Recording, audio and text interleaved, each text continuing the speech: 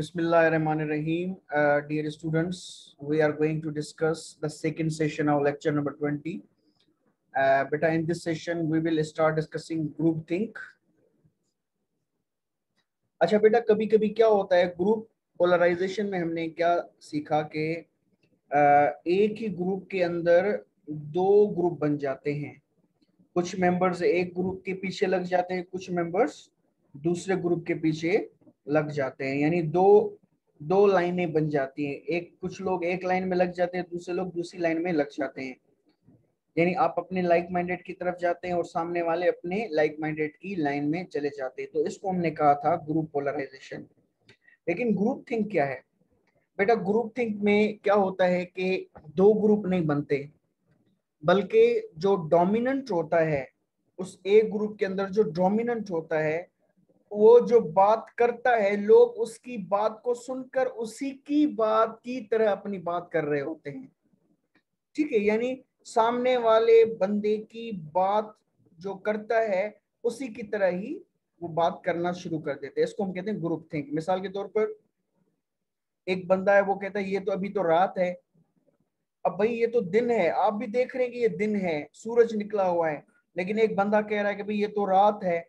अब जो दूसरे उसके आसपास लोग बैठे वो कहते हैं हाँ हाँ रात है, देखे हमें कुछ दिखाई नहीं दे रहा, ये देखो तारे आसमान पे जगमगा रहे हैं, ये मेंढकों की आवाजें आ रही हैं। तो इसको हम कहते हैं ग्रुप थिंक। यानी you try to you try to follow you try to follow the footprint of a dominant actor in your group। यानी जो डोमिनेंट होता है आपके ग्रुप में, आप उसकी बात जो है वो उसके हिसाब से आप उसको फॉलो करते हैं, उसको कंफर्म करते हैं। इसको हम ग्रुप थिंक कहते हैं। मिसाल के तौर पर ये बात आप लोगों ने देखी होगी क्लासों में, यूनिवर्सिटीज में, कॉलेजेस में। अगर कोई लड़की बहुत ज्यादा हसीन हो तो बाकी की जो नॉर्मल लड़कियां होती हैं वो उसके पीछे पीछे लगी रहती हैं। ठीक है, वो जो चीज करती है वो भी उसी की तरह करती है, वो जो बात कहती है उसकी तरह वो लोग भी अपनी बातें करती रहती हैं। तो ये ग्रुप थिंक हो गया। यानी एक ही बंदे का माइंड जो है वो डोमिनेंट है दूसरे सारे लोगों पर।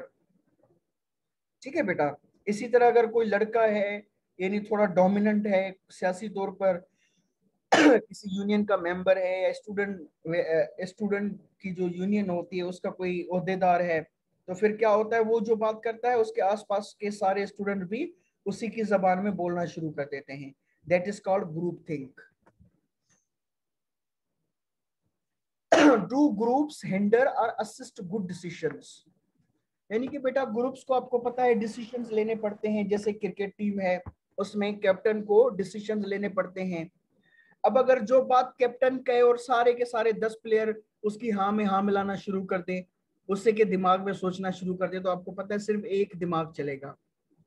तो यहाँ पे सवाल ये पैदा हो रहा है कि क्या ग्रुप थिंक जो है वो ग्रुप के अच्छे डिसीजंस को असिस्ट करता है या रेजिस्ट करता है? तो बेटा इसका जवाब है कि हमेशा अच्छे डिसीजंस नहीं निकलते जब एक ही ग्रुप का एक ही माइंड चल रहा होता है। क्योंकि अच्छी डिस्कशन क्या होती है, अच्छी डिसीजन क्या होते हैं, सारे लोग अपनी अपनी राय दें, अपनी अपनी राय देंगे तो हमें मुख्तलिफ पाथ्स का पता चल जाएगा, अल्टरनेटिव्स का पता चल जाएगा। लेकिन जब सारे लोग एक बंदे की दी हुई राय के पीछे हाँ में हाँ मिलाएंगे तो हमारे पास सिर्फ एक ही अल्टरनेटिव आएगा और वो शायद गलत हो। When do group influences hinder good decisions?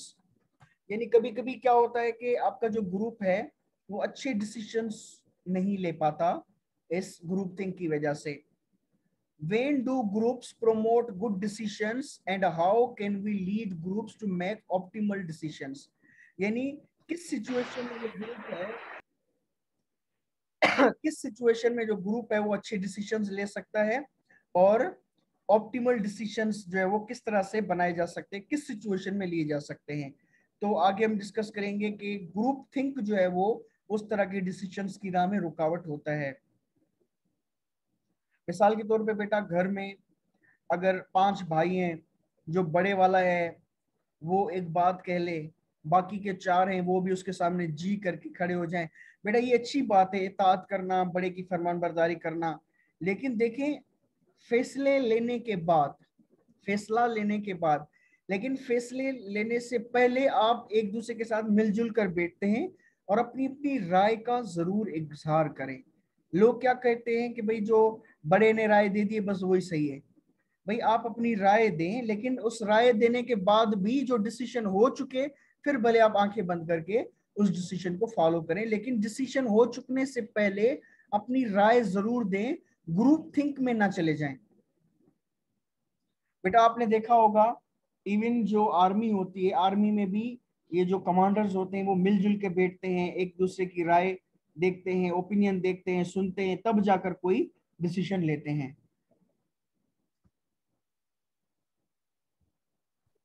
Group think, the mode of thinking that persons engage in when concurrent seeking becomes so dominant in a cohesive in group that it tends to override realistic appraisals of alternative courses of action। यानी कि बेटा कभी कभी आप लोगों ने सुना होगा कि हमें पूरे ग्रुप में यकजहती चाहिए, सॉलिडेरिटी चाहिए, यूनिटी चाहिए। आप इस तरह यानी इस चीज के पीछे पड़े रहते हैं कि आप क्या करते हैं कि हमें कोई भी एक ओपिनियन चाहिए, फिर आप क्या करते हैं कि दूसरी ओपिनियन सुनने के लिए तैयार ही नहीं होते आप। ठीक है बेटा। अच्छा, ये जो ग्रुप थिंक का कॉन्सेप्ट है ये जेनिस ने दिया था। Janis believed that the soil from which group think sprouts includes, यानी कि बेटा किस सिचुएशन से ये जो ग्रुप थिंक है वो पैदा होती है। Number A, an amicable cohesive group, यानी कि बेटा एक ग्रुप है जिसके सारे मेंबर यानी एक दूसरे के साथ भाइयों की तरह रह रहे हैं, कोहेसिव है। ठीक है बेटा, वहां पे ये ग्रुप थिंक होगी। वहां पे क्या होता है कि भाई अगर मैं कोई मुख्तलिफ राय दूं, सामने वाला बंदा पता नहीं क्या कहे, इसीलिए सामने वाले बंदे की राय कोई मैं यस कर रहा हूँ। तो बेटा वहां पे ये चीज पैदा होती है जहां पे लोग एक दूसरे के साथ फ्रेंडली रह रहे हो, कोहेसिव ग्रुप हो, यानी वो एक दूसरे के साथ बहुत ज्यादा इंटीमेट रिलेशन रखते हो। Number B, relative isolation of the group from dissenting view points, यानी कि बेटा ग्रुप थिंक उस ग्रुप में पैदा होती है जहां पे डिसीडेंट्स को टॉलरेट नहीं किया जा रहा होता। डिसीडेंट क्या होती है बेटा? डिसीडेंट यानी आपका ग्रुप जो है उसका जो लीडर है वो जो कोई राय दे, उसकी राय के अगेंस्ट कोई राय ना दे सके। अगर कोई उसके अगेंस्ट कोई राय दे रहा है तो उसकी राय को यानी ना सुन पा रहा हो, सुना जा रहा हो और उसको टॉलरेट ना किया जा रहा हो, बल्कि ये कहा जाए कि तुम्हारी हिम्मत कैसे हुई कि हमारे लीडर के सामने आपने अपनी राय रख दी। जैसे इमरान खान है, प्राइम मिनिस्टर ऑफ पाकिस्तान है, अब वो अगर कहे कि भाई इस तरह की बात होनी चाहिए, वो अपनी राय दे दे, अब जितने भी काबीना के मिनिस्टर वहां पे बैठे हों सारे के सारे के हाँ आप सही कह रहे हैं, यही होना चाहिए, यही होना चाहिए, यही होना चाहिए। अब वहां पे अगर कोई बंदा कहता है नहीं खान साहब आप गलत सोच रहे हैं, ऐसे नहीं होता, ठीक है। अब अगर खान साहब को वो गलत कह रहे हैं तो वो बंदा जो है वो यानी कैबिनेट में सारे मेंबर्स उसको कहेंगे आपकी हिम्मत कैसे हुई, आप जो खान साहब को गलत कह रहे हैं। तो इस तरह के माहौल में जहाँ पे सारे लोग यस मैन बने हुए हों तो वहां पे यानी ग्रुप थिंक होती है, एक ही बंदे की बात मानी जाती है। सी, a directive leader who signals what decision he or she favors। अच्छा बेटा कभी कभी क्या होता है एक ग्रुप का एक लीडर जो वो थोड़ा सा ऑटोक्रेटिक टाइप होता है, जो सिर्फ डायरेक्शन देता है, जो सिर्फ हिदायत देता है और वो कहता है कि भाई मैं इस तरह के डिसीजन लेना चाह रहा हूँ। मिसाल के तौर पर परवेज मुशर्रफ का मिसाल ले लें, वो एक तरह का ऑटोक्रेटिक था, डेमोक्रेटिक तो नहीं था।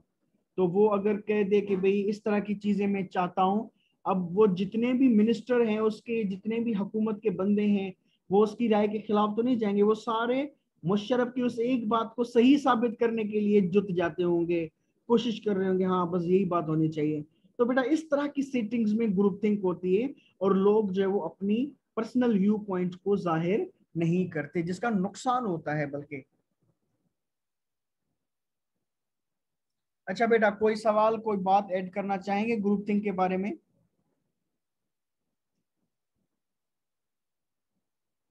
हेलो। जी सर। जी क्या बताना चाहेंगे? सर जैसे पुराने जमाने में हमारे बलोची में होता था, मुफ्ती कबीला, वो अभी भी है लेकिन माइंड सेट थोड़ा चेंज हो गया था। वहाँ जो सरदार होता था अगर कोई गलती करता था या वो विक्टिम पाया जाता था तो उसकी सच को साबित करने के लिए वो अंगारे बिछा देते थे तो उसको कहते थे कि आप इस पे इन अंगारों पे चलो, और अगर आप सही सलामत उस तरफ निकल गए तो आप सच्चे हैं। अगर देखने में जाए तो इसके और भी तरीके हो सकते थे उसको साबित करने के लिए, लेकिन गुप्ती कबीले की डोमिनेंस ऐसी थी कि उसको कोई ना नहीं कर सकता था, मतलब वो डोमिनेट में ऐसे थे। अच्छा चलिए ठीक है। और उसके अलावा और कोई मिसाल देना चाहेगा ग्रुप थिंक का?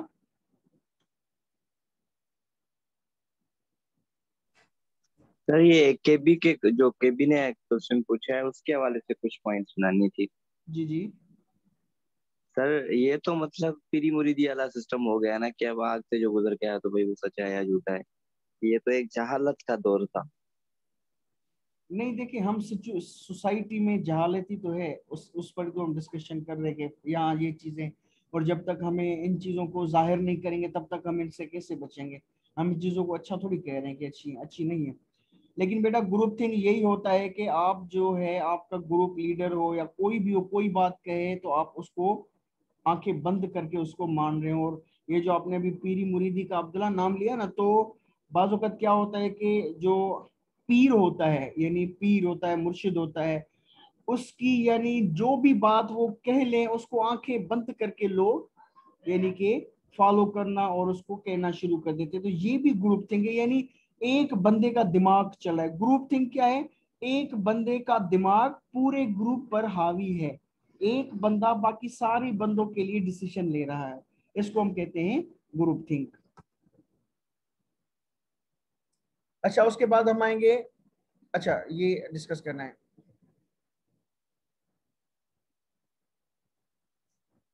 बेटा। एक एग्जांपल है ग्रुप थिंक का हिस्ट्री में से, when planning the ill fated Bay of Pigs invention. बेटा अमेरिका ने जब प्रेसिडेंट कैनेडी था उसने हमला किया था, किस पर?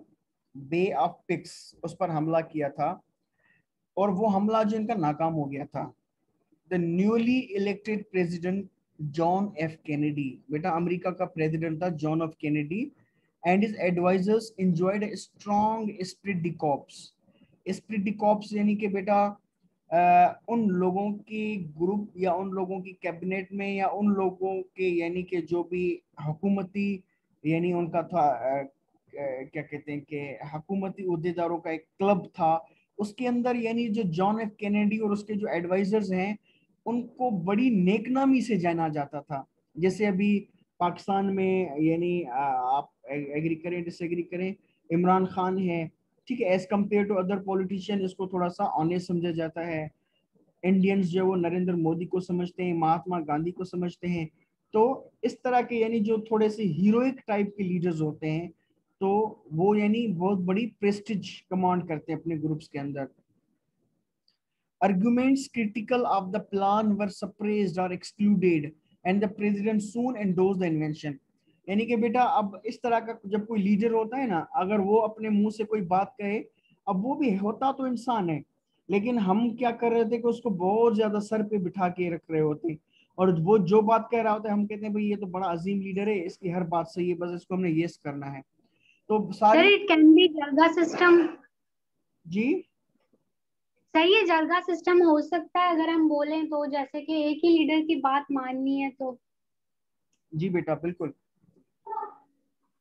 अच्छा उसमें क्या हुआ कि बेटा ये जो हमला कर रहे थे जॉन एफ कैनेडी ने, उसने कहा कि भाई मैं यहाँ पे हमला करने करने जा रहा हूँ। तो तकरीबन सारे लोगों ने, काफी लोगों ने इसको एंडोर्स किया, ठीक है बेटा। और एक बंदा ऐसा भी था जिसको पता था कि इसके नुकसान क्या होने वाले हैं, उसका दिमाग अच्छे से चल रहा था, लेकिन जब इसने देखा कि यानी इतनी सारी अपोजिशन हो रही है, सारे लोग हमले के फेवर में हैं, फॉर एग्जाम्पल 100 में से 95 लोग 96 लोग यस कर रहे हैं, अब मेरे एक का वजन क्या होगा? तो उस बंदे ने वो अपना पॉइंट ऑफ व्यू दिया ही नहीं, और हकीकत में जंग हुई तो जंग के बाद उस बंदे का पॉइंट ऑफ व्यू सही साबित हुआ, लेकिन वो बेचारा कह ही नहीं पाया क्योंकि इस तरफ पूरा ग्रुप एक तरफ हो चुका था। सिम्टम्स ऑफ ग्रुप थिंक, यानी ग्रुप थिंक के सिम्टम्स क्या होते हैं, हम इनको देखें तो पहचान सकें कि क्या यहाँ पे ग्रुप थिंक पाया जा रहा है। एन इल्यूजन ऑफ इनवल्नरेबिलिटी, बेटा इल्यूजन ऑफ इनवल्नरेबिलिटी कॉन्सेप्ट है, इसको आप अप्लाई कर सकते हैं हर जगह पे। अभी जैसे कोरोना चल रहा है तो कोरोना में क्या कैसे आप करते, इल्यूजन, इल्यूजन कहते हैं बेटा वहम को, वहम। इनवल्नरेबिलिटी, इनवल्नरेबिलिटी यानी I can not be affected, मुझे कुछ नहीं हो सकता। तो आप कहते भाई मुझे मास्क पहनने की जरूरत नहीं है क्योंकि मुझे कुछ नहीं हो सकता, ये तो दूसरों को कोरोना लगना था इसलिए वो मुझे कुछ नहीं होगा। तो आप अपने आप को थोड़ा सा साइड पे कर देंगे, मुझे तो कुछ नहीं होने वाला। इसको हम कहते हैं इल्यूजन ऑफ इनवल्नरेबिलिटी। कभी कभी जो बच्चे होते हैं वन व्हीलिंग करते हैं, वो कहते हैं हाँ हमें पता है लोगों का एक्सीडेंट हो जाता है लेकिन मेरा नहीं होगा, मैं बड़ा स्ट्रांग हूँ, अच्छा ड्राइवर हूँ। The groups Janis studied all developed an excessive optimism that blinded them to warnings of danger। यानी कि बेटा इन लोगों का इतना तो ऑप्टिमिज्म था एक दूसरे के ऊपर कि वो जो खतरनाक चीजें थी वो उनको वो देख ही नहीं पा रहे थे कि भाई ये जो हमला हम करेंगे जो है वो बे ऑफ पिक्स पर, उसके क्या नतीजे निकलेंगे। सारे लोग बस अच्छी अच्छी चीजें देख रहे थे कि बस हमारे फौजी जाएंगे हमला करके और कामयाबी को लेकर वो वापस आ जाएंगे, सिर्फ अच्छी अच्छी चीजें। आपको पता है हमने जो है वो एक कॉन्सेप्ट डिस्कस किया था, यानी जिसमें आप बहुत ही टाइम लगा कहते हैं कि भाई ये काम मैं 2 घंटों में कर दूंगा लेकिन वही काम आपका 5 घंटे ले जाता है। उस कॉन्सेप्ट का नाम क्या था बेटा? Can anyone recall? Sir ji sir estimation ji sir bargaining. नहीं बेटा, क्या था उसका नाम? एनीवन? सर इसका नाम जी आवाज बेटा मिसिंग कर रहा है आपका। Sir play bargaining. नहीं नहीं नहीं, प्ले बार्गेनिंग नहीं था।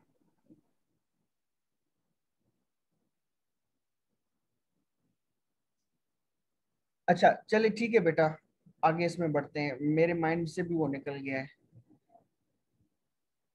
अनक्वेश्चन्ड बिलीफ इन ग्रुप्स मोरालिटी, यानी कि बेटा कभी कभी क्या होता है अनक्वेश्चन्ड बिलीफ। अनक्वेश्चन्ड बिलीफ यानी आप इतना तो अपने ग्रुप के साथ डेडिकेटेड हो जाते हैं कि आप उस पर कोई सवाल ही नहीं उठाते। जैसे पीटीआई के कुछ अरकान होते हैं ना, मेंबर्स होते हैं, तो वो कहते हैं भाई क्या भी हो, महंगाई हो, कुछ भी हो, but we love Imran Khan. तो इसको हम कहते हैं अनक्वेश्चन्ड बिलीफ। तो कभी कभी क्या होता है जहाँ पे अनक्वेश्चन्ड बिलीफ हो वहां पे यानी इस तरह की सिचुएशन पैदा हो जाती है। Group members assume the inherent morality of their group and ignore ethical and moral issues। यानी कि वो कहते हैं कि भाई हमारा जो मकसद है वो बहुत अच्छा है, अजीम है, अगर दरमियान में कोई खामियां आती हैं तो उनको हम एक्सेप्ट कर लेंगे, कोई मसला नहीं है। तो यहाँ पे इस तरह की सिचुएशंस में भी ग्रुप थिंक पैदा होता है। Rationalization, the groups discount challenges by collectively justifying the decision. यानी कि बेटा इसमें क्या होता है कि जो ग्रुप होता है वो चैलेंजेस को डिस्काउंट कर देता है, यानी हमारे सामने आने वाले क्या इश्यूज हैं उनकी वो तैयारी नहीं करते। ठीक है, मुश्किलात वो देखते ही नहीं, वो सिर्फ अच्छी अच्छी चीजें देख रहे होते हैं। फॉर एग्जाम्पल भाई मैं घर से निकलता हूँ और सदर पहुंच जाऊंगा, भाई दरमियान में बारिश हो सकती है, रास्ता बंद हो सकता है, गट्टर खुला हुआ हो सकता है, ट्रैफिक जैम हो सकती है, काफी सारे इश्यूज हो सकते हैं, लेकिन आपके माइंड में वो इश्यूज आते ही नहीं। आप सिर्फ ये कहते हैं बस घर से निकलूंगा सदर पहुंच जाऊंगा। तो आप इतना भी ज्यादा ऑप्टिमिस्टिक ना बने कि आपको दरमियान में आने वाले प्रॉब्लम का कुछ पता ही ना चले।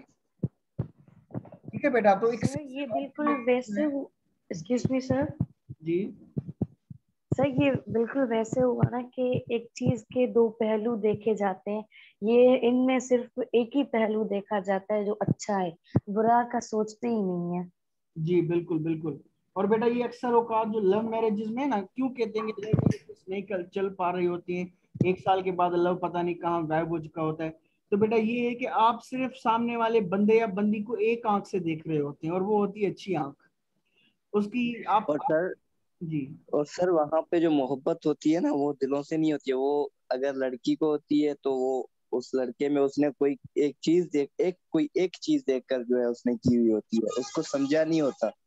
और अगर लड़के ने मतलब की हुई होती है तो वो भी मतलब उस लड़की में कोई एक चीज कर देख के जो है मोहब्बत करता है, बाकी उसको पड़ता नहीं है लड़की को, उसका माइंड नहीं पड़ता, उसके माइंड से या दिलो दिमाग से मोहब्बत होती नहीं है उसको, उसको होती है उसकी किसी एक चीज से।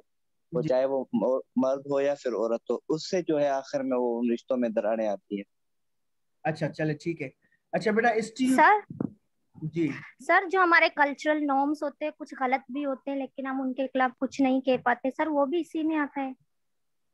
बेटा वो एक और अलग चीज हो जाएगी कि ये ये ग्रुप की हम बात करें यानी जिसमें बंदे हों। अब कल्चरल नॉर्म्स एक एब्स्ट्रैक्ट चीजें हैं जो हमें यानी हमें ऑपरेट करती हैं, एक्सटर्नल है हमसे, लेकिन हम यहाँ पे ग्रुप थिंक जो है वो बंदों की बात करें, जो आपके बंदे होते हैं। आप घर की मिसाल ले लें, घर में भी होता है। मिसाल के तौर पर अम्मी है या अब्बू है, कोई एक बात कह रहे हैं, आप छोटे होते हैं तो आप उनकी हाँ में हाँ मिला रहे होते हैं, आप उसके सामने कोई दूसरी बात कर ही नहीं रहे होते, डर से कि मैं ये बात करूंगी या करूंगा तो अब्बा थप्पड़ मार देंगे। तो वहां पे भी ग्रुप थिंक होता है। बेटा इससे बस एक ही सबक सीखना है कि हमें हमेशा अपना दिमाग जो वो अपने हद तक रखना चाहिए, और सारे जो लोग हैं उनकी भी जो हमें राय सुननी चाहिए, और उनकी भी जो राय है उसको हमें अहमियत देनी चाहिए। अक्सर औकात क्या होता है, फॉर एग्जांपल अगर मैं कोई डिसीजन लेना चाहूँ आपके सामने, मैं अपना डिसीजन बता दूंगा, अब सारे बच्चे कहेंगे यार सर ने ये डिसीजन लिया, हम कैसे मना करें। आप लोग भी मुझसे एग्री होना शुरू कर देंगे। अब जरूरी तो नहीं है कि मैं सही हूँ, मैं कोई फरिश्ता तो नहीं हूँ, मैं इंसान हूँ, गलती हो सकती है। लेकिन अगर आप लोगों का भी अलग अलग दिमाग चले तो उन गलतियों पे कंट्रोल पाया जा सकता है। अब मुझे करना क्या होगा, मुझे सबसे पहले अपनी ओपिनियन नहीं देनी है। मुझे करना क्या है, आप लोगों को कहना है कि भाई आप लोग क्या करें, किसी कागज पर अपनी ओपिनियन लिख कर दें। आप फिर अपना दिमाग चलाएंगे और आप किसी और दिमाग का असर कबूल नहीं करेंगे, फिर हम हमारे पास डिफरेंट डिफरेंट ओपिनियन सामने आ जाएंगी। लेकिन अगर पहले जो डोमिनेंट बंदा है वो अपनी ओपिनियन दे देता है, बाकी के सारे लोग क्या करेंगे, वो भी उसी ओपिनियन को यस कर देंगे, बात खत्म हो जाएगी। Is it clear? Yes sir. अच्छा उसके बाद हम आते हैं स्टीरियोटाइप्ड व्यू ऑफ अपोनेंट। यानी आप क्या करते हैं कि सामने वाले का एक यानी कि गलत तरीके से एक इमेज बना के अपने माइंड में बैठते हैं। कौन बंदा, जो आपकी राय से डिफरेंट राय रख रहा है। हमारे पास तो यही होता है ना, हम किसी की राय को एक्सेप्ट ही नहीं करते। अगर कोई डिफरेंट राय लाता है तो हम उसको तनकीद का निशाना बनाते हैं। अच्छा बेटा, participants in these group think tanks consider their enemies too evil to negotiate with, or too weak and unintelligent to defend themselves against the planned initiative। यानी कि बेटा क्या होता है कि फॉर एग्जांपल हम पाकिस्तान है, इंडिया है, हम पाकिस्तानी जो है वो इंडियंस को इस तरह से पेश करते हैं कि वो बहुत बड़े बड़े बुरे लोग हैं, और इंडिया वाले हम पाकिस्तानियों को इतने बुरे लफ्जों से यानी कि बताते हैं कि भाई हमसे बुरा कोई शायद दुनिया में है ही नहीं। तो ये होता है स्टीरियोटाइप्ड व्यू ऑफ अपोनेंट, यानी सामने वाले को आप बहुत ही बढ़ा चढ़ा के बुरा करके पेश करते हैं। अच्छा अब फॉर एग्जांपल अगर हमारी मिलिट्री में ये चीज हो, तो फिर अगर हमारे चीफ साहब ने कह दिया कि भाई हमें इंडिया के खिलाफ लड़ना है, अब जो नीचे वाले कमांडर है वो तो नहीं कहेंगे नहीं सर हमें नहीं लड़ना है, वो कहेंगे हाँ आपकी राय सही है, हमें लड़ना चाहिए। तो फिर क्या होगा कि एक ही बंदे की राय जो है वो डोमिनेंट हो जाएगी जब आप इस तरह से चीजों को लेकर चलेंगे। तो the Kennedy group convinced itself that Castro's military was so weak and his popular support so shallow that a single brigade could easily overturn his regime। बेटा फिडल कास्ट्रो, यहाँ पे फिडल कास्ट्रो की बात हो रही है बेटा, जो क्यूबा के सदर थे। तो ये जो बे ऑफ पिक्स का ऑपरेशन था ये क्यूबा के खिलाफ था, और इन लोगों ने अपने अपोनेंट को यानी कास्ट्रो को इतना तो वीक समझ रखा था, और क्या कहा था कि भाई वो लोग इतना वीक हैं और अंदर से इतने खाली हैं कि हमारे सामने वो ठहर ही नहीं पाएंगे। इस तरह के उन्होंने सुनहरी ख्वाब अपने माइंड में बना लिए थे अपोनेंट के बारे में। Conformity pressure. अच्छा बेटा यहाँ पे वो सी प्रेसिडेंट केनेडी वाले डिसीजन पे ही हम डिस्कशन कर रहे हैं। एक ये है कि आप अपने अपोनेंट को बहुत ही हल्का ले रहे होते हैं कि भाई ये वो तो कुछ नहीं है, हम उनको बस घुमा के रख देंगे। और दूसरा कंफर्मिटी प्रेशर। कंफर्मिटी प्रेशर क्या होता है, Group members rebuffed those who raised doubts about the group's assumptions and plans, at times not by argument but by personal sarcasm. बेटा कभी कभी क्या होता है कि एक बंदा जो आपकी राय के खिलाफ जाता है और आपकी राय के खिलाफ बात देख करता है, तो आप उसकी बात पे तनकीद नहीं करते बल्कि उसकी शख्सियत को टारगेट करना शुरू कर देते हैं। फॉर एग्जाम्पल, सीआर ने कहा कि भाई अभी जो है हमें क्लास लेनी है या हमें क्लास नहीं लेनी है, सारे बच्चे कह रहे हैं हमें नहीं लेनी।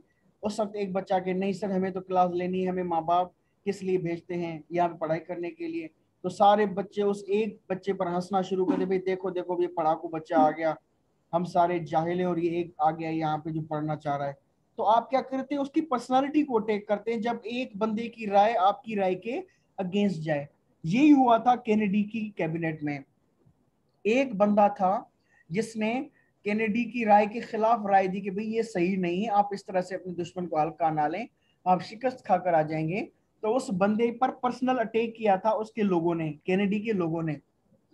Once when President Johnson's assistant Bill Moyers arrived at a meeting, the president derided him with, "Well, here comes Mr. Stop the bombing." यानी प्रेसिडेंट जॉनसन का जो असिस्टेंट था बिल मोयर वो बंदा था जिसने यानी कि डिफरेंस रखा था कि भाई नहीं, हमें नहीं करना चाहिए, दुश्मन को हल्का नहीं लेना चाहिए और इस तरह के हमले के में नुकसान हो सकते हैं। उस बंदे की राय को कबूल तो ना किया गया बल्कि डिफरेंट राय रखने की जुर्म में उसकी पर्सनालिटी पर अटैक किए गए। जैसे मिस्टर जॉनसन था प्रेसिडेंट अमेरिका का, तो वो जैसे रूम में एंटर होता है तो वो उसको यानी कि जोकिंग वे में कहता है, तंज के हिसाब से कहता है भाई आ गया वो बंदा जो कहता है कि हमें बम नहीं फेंकने चाहिए। तो इस तरह से पर्सनल जो है वो ह्यूमिलिएशन का शिकार बनाया जाता है उनको, जो आपके पॉइंट ऑफ व्यू से डिफरेंट करते हैं। इस खौफ से फिर लोग क्या करते हैं, आपकी राय से इख्तिलाफ रखते ही नहीं है, भाई हाँ जो कुछ आप सोचते हैं वो सही है। बेटा यहाँ से हमें एक सबक मिलता है कि नंबर पहली बात, हमें जो कम से कम तर बंदा है उसकी भी राय को सुनना चाहिए और उसकी राय को भी देखना चाहिए संजीदगी के साथ।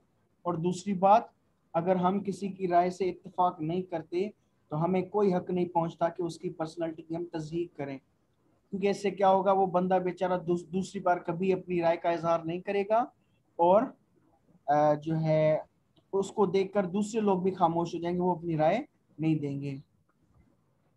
अक्सर औकात बेटा ये अक्सर औकात ये चीज क्लास, एक सवाल, अक्सर औकात बेटा ये चीज क्लासेस में पाई जाती है। जब स्टूडेंट टीचर से कोई बात पूछता है तो टीचर क्या करता है, स्टूडेंट की तज़हीक कर देता है, स्टूडेंट की बेइज्जती कर देता है। अब दोबारा वो बच्चा कोई सवाल पूछ ही नहीं रहा होता। तो टीचर्स को वेलकम करना चाहिए कि भाई मेरा स्टूडेंट शायद मेरे पॉइंट ऑफ व्यू से कोई डिफरेंट पॉइंट ऑफ व्यू लेकर आ रहा है जो हमारे लिए बेहतर हो, तो उसको वेलकम करना चाहिए, ना कि उसकी तस्दीक करनी चाहिए। जी बेटा। सर एक क्वेश्चन पूछना था। जी। अगर क्लास में एक स्टूडेंट है जिसे टीचर का लेक्चर नहीं समझ आ रहा लेकिन बाकी बच्चों को समझ आ रहा है, तो टीचर अगर क्वेश्चन करता है तो जो कंफ्यूज बच्चा है उसको आंसर नहीं आ रहा है, बाकी पूरी क्लास आंसर दे रही है, अब वो बच्चा भी ऐसा प्रिटेंड करता है कि जैसे उसे समझ आ रहा है, तो सर इसको हम कहेंगे कॉन्फर्मेटिव प्रेशर? जी बेटा बिल्कुल बिल्कुल। असल में देखें, कभी कभी क्या होता है कि आपने फॉर एग्जाम्पल मुझसे सवाल पूछा, मैंने कहा भाई समझ में आ गया, आपने कहा नहीं से समझ में नहीं आया, मैंने आपको समझाया। अब जब मैंने आपको समझाया, स्पेशली आपको समझाया है क्लास में आपकी तरफ देखकर, अब आपके ऊपर प्रेशर है पूरा। अब मैंने आपको समझा के फिर मैंने कहा हाँ भाई क्लियर हो गया। अब इवन आपको क्लियर नहीं भी हुआ, आप फिर यस करते थे, जी सर समझ में आ गया। क्योंकि अगर अब भी आप कहेंगे समझ में नहीं आया तो सारे बच्चे कहेंगे यार ये क्या दिमाग लेकर बैठी है, इसको तो ये एक आम सी बात भी समझ में नहीं आती। तो आपको समझ में तो नहीं आता लेकिन आप कहते हैं हाँ बस मुझे समझ में आ गया। ये बिल्कुल ऐसे है जैसे आप किसी दावत में जाएं और लोग आपसे कहेंगे भाई आपने खाना खा लिया, तो आप कहते हैं हाँ खा लिया। अब आप कहते हैं यार कैसे कहूँगे भाई मैंने खाना नहीं खाया, प्लीज मुझे खाना दो, आप कहते हैं हाँ बस मैंने खा लिया। तो इस भरम को रखने के लिए आप यस कर देते कि हाँ सर मुझे समझ में आ गया है। अच्छा बेटा, उसके बाद सेल्फ सेंसरशिप। एक मिनट सर, एक सवाल सर, एक मिनट। सेल्फ सेंसरशिप क्या होता है बेटा? यानी अपने आप पर पाबंदी लगा देना कि भाई मुझे तो नहीं बोलना है। Since disagreements were often uncomfortable and the group seemed in consensus, members withheld or discounted their misgivings. यानी कि बेटा जब डिसएग्रीमेंट यानी कोई भी बंदा डिसएग्री करता है तो उसको अनकंफर्टेबली ट्रीट किया जाता है, यानी लोग उसको, बाकी के जो लोग हैं उसको यानी लुक डाउन करते हैं, लुक अप डाउन करते हैं कि भाई ये किस तरह का बंदा है, ग्रुप से के अगेंस्ट जा रहा है, ग्रुप से दूसरी जो राय दे रहा है। तो ये चीज क्या कर देती है, आपको खामोश करा देती कि नहीं भैया बोलना नहीं, जब इतने सारे लोग एक बात पे हाँ करें तो मैं क्या ना कर दूं, बस चलो ठीक है, अगर कर रहे हैं तो करने दें इनको। तो इस तरह से अपने आप पर पाबंदी लगा देना, अपने आप को खामोश रख देना, इसको हम कहते हैं सेल्फ सेंसरशिप। ठीक है बेटा, अब तक हमने 3 चीजें पढ़ी हैं ग्रुप थिंक के ऊपर, बल्कि 4। रेशनलाइजेशन, यानी कि मेजॉरिटी जो लोग होते हैं वो अपने लीडर के दिए गए यानी फैसले पर या बात पर जस्टिफिकेशन देना शुरू करते थे, हाँ यार ये हमारा लीडर सही कह रहा है। उसके बाद स्टीरियोटाइप व्यू ऑफ अपोनेंट, सामने वाला जो टारगेट है या टास्क है या कोई अपोनेंट है उसको आप बहुत ज्यादा हल्का लेते हैं, बहुत ज्यादा यानी कि क्या कहते हैं कि इजी लेते हैं। सेल्फ सेंसरशिप करते हैं, यानी अपने आप पर आप पाबंदी लगा देते हैं। कंफर्मिटी प्रेशर होता है। अच्छा, उसके बाद illusion of unanimity. Illusion of unanimity क्या है? Self censorship and pressure not to puncture the consensus create an illusion of unanimity. यानी कि बेटा आप कहते हैं भाई अब जब 90% लोग एग्री कर रहे हैं, अब मैं क्या अब लोगों से डिसएग्री करके इनके जो है वो खराब कर दूं, माहौल को रंग में भंग डाल दूं, ये सही नहीं, भंग में रंग डाल दूं। तो इस तरह से फिर आप क्या करते हैं कि अपनी बात कोई बताते नहीं है, और इससे क्या होता है, इल्यूजन ऑफ यूनानिमिटी पैदा हो जाता है कि भाई सारे के सारे लोग इस बात पे एग्री हैं। What is more, the apparent consensus confirms the group decision. यानी क्या होता है कि अपेरेंट कंसेंसस जो होता है, जो दिख रहा होता है कि अब कोई हमारे इस फैसले के खिलाफ बोल नहीं रहा, इट मीन्स कि अब ये चीज जो है वो हमारा फैसला सही साबित हो गया। अब फॉर एग्जांपल हम लेक्चर दे रहे हैं, कोई बच्चा सवाल नहीं कर रहा, हाँ बेटा कोई सवाल, अब बच्चे कह रहे हैं कि भाई अब टीचर ने इतना अच्छे से समझा, अब क्या हम बताएंगे भाई, हम जो है वो सवाल पूछेंगे, फिर टीचर कहेगा यार ये तो बात मैं समझा चुका हूँ, आपका ध्यान कहाँ था। इस तरह की बातों से बचने के लिए आप कहते हैं हाँ सर समझ में आ गया, और जब कुछ कहते हैं समझ में आ गया, कुछ खामोश रहते हैं, और आप लोगों की खामोशी को देखकर हम यही समझ लेते हैं कि शायद हमारा लेक्चर अच्छे से ये नहीं समझ में आ गया है बच्चों को, लेकिन हकीकत कुछ और होती है, काफी बच्चों को समझ में नहीं आया होता है। माइंड गार्ड्स, बेटा लास्ट हमारा ये है सेकंड सेशन का, mind guards. Some members protect the group from information that would call into question the effectiveness or morality of its decision. यानी कि बेटा कभी कभी क्या होता है, जैसे सिक्योरिटी गार्ड्स होते हैं, आप जा रहे होते हैं भाई मुझे सीएम से मिलना है, तो गार्ड आपको अंदर तो नहीं छोड़ देंगे ना, मुझे आईजी से मिलना है तो गार्ड आपको अंदर तो नहीं छोड़ देंगे ना, गार्ड आपको वहीं पे रोक देंगे। तो जब कभी ग्रुप जो है वो कोई फैसला ले लेता है या इरादा कर लेता है कि हमें ये चीज करनी है, तो फिर क्या होता है बेटा कि अपने दिमागों पे माइंड गार्ड्स बिठा देते हैं। माइंड गार्ड्स क्या बिठा देते हैं कि उस फैसले के अगेंस्ट जो कोई भी बात आती है उसको बाहर से रोक दिया जाता है, भाई नहीं नहीं इसको तो हम एक्सेप्ट नहीं करते, इसको हम कहते हैं माइंड गार्ड्स। बेटा हम जितने भी फैसले लेते हैं उसमें सबसे बड़ा ब्लंडर ये होता है कि एक बंदा बस इरादा कर लेता है मुझे यही चीज चाहिए होती है, फिर वो लोगों से राय नहीं ले रहा होता है, बल्कि लोगों को यानी बस जस्टिफिकेशन मांग रहा होता है कि बस मैंने जो फैसला लिया है उसकी जस्टिफिकेशन दें और उसको अप्रूव करें। उसके अगेंस्ट कोई भी आप लोग बात करेंगे तो आपको हिला कर रख देंगे, आपको पनिश करेंगे, यानी इन अनइंटेंशनली ये बात कन्वे हो रही होती है, फिर लोग भी बेचारे डर के मारे या भरम की वजह से फिर उसी बातों को यस कर रहे होते हैं जो कि बातें यानी यानी कि ठीक नहीं होती। Secretary of state dean rusk withheld diplomatic and intelligence experts warnings against the invasion। यानी कि बेटा ये जो सेक्रेटरी ऑफ स्टेट थे उस वक्त के अमेरिका के, तो उसके पास इंटेलिजेंस की रिपोर्ट्स भी थी और भी तरह तरह की इंफॉर्मेशन थी जो कि सारी उस अटैक के अगेंस्ट जा रही थी कि बेटा भाई ये हमला नहीं करना चाहिए, ये सबूत है उसके, लेकिन उस बंदे ने क्या किया, उस रिपोर्टों को दबा दिया। They thus served as the president's mind guards, protecting him from disagreeable facts rather than physical harm. यानी कि उन लोगों ने किस तरह का रोल प्ले किया, जिन लोगों ने ये इंफॉर्मेशन प्रेसिडेंट को नहीं दी, उन लोगों ने प्रेसिडेंट का माइंड गार्ड बन गए। माइंड गार्ड यानी कोई भी इंफॉर्मेशन हम ऐसी ना दें जो कि प्रेसिडेंट के लिए के फैसले के अपोजिट हो, इवन उसके लिए हमारे पास सबूत क्यों ना हो, लेकिन उनको भी हम साइड पे रख देंगे, और जो प्रेसिडेंट के माइंड में बात आ गई है उस वही बात चले, उसके सामने कोई दूसरी बात नहीं आनी चाहिए। तो इसको हम माइंड गार्ड कहते हैं। जी बेटा, आप बताएं, कोई सवाल हो, कोई चीज शेयर करना चाह रहे हो? सर लेकिन इस चीज का आउटकम ये भी तो एक निकल आ सकता है कि इंसान के अंदर अपना कॉन्फिडेंस ही खत्म हो जाता है, और वो जो भी फैसला लेता है वो कहता है कि नहीं, हो सकता है मैं गलत हूँ। जी एग्जैक्टली। सर इलिजन ऑफ यूनानिमिटी में सर एक सवाल है। जी सर, जैसे सर आपने बताया कोई भी मेंबर का जो ग्रुप है सर, वो अगर कुछ गलत भी कह रहा है तो सारे एग्री कर देते हैं कि भाई हाँ तुम सही कह रहे हो और तुम जो है हम तुम्हारे साथ। सर तो फिर इसके ऊपर क्या इम्पैक्ट पड़ता है?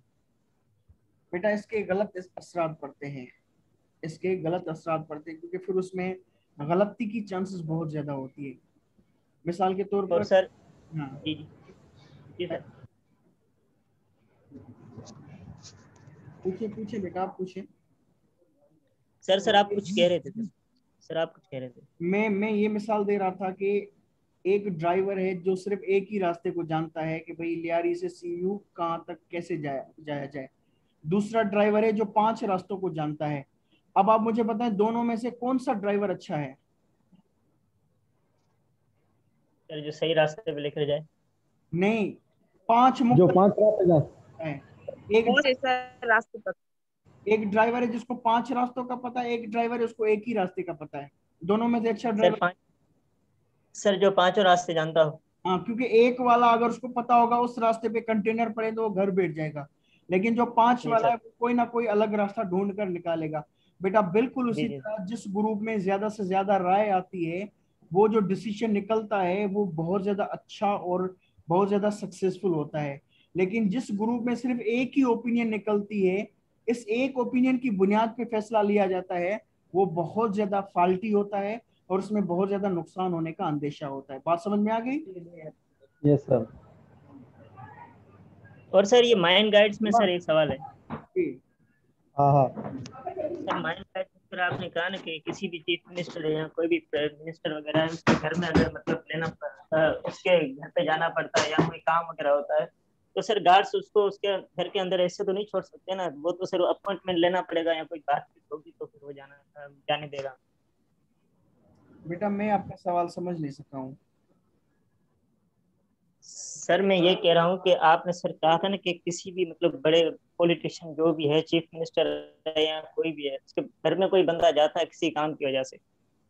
जी तो सर वो जो बाहर जो गार्ड सर जो खड़ा होगा सर, वो तो ऐसे तो उसको नहीं छोड़ेगा ना, वो तो सर अपॉइंटमेंट लेना पड़ेगा उससे मतलब अंदर से चीफ मिनिस्टर या पीए से।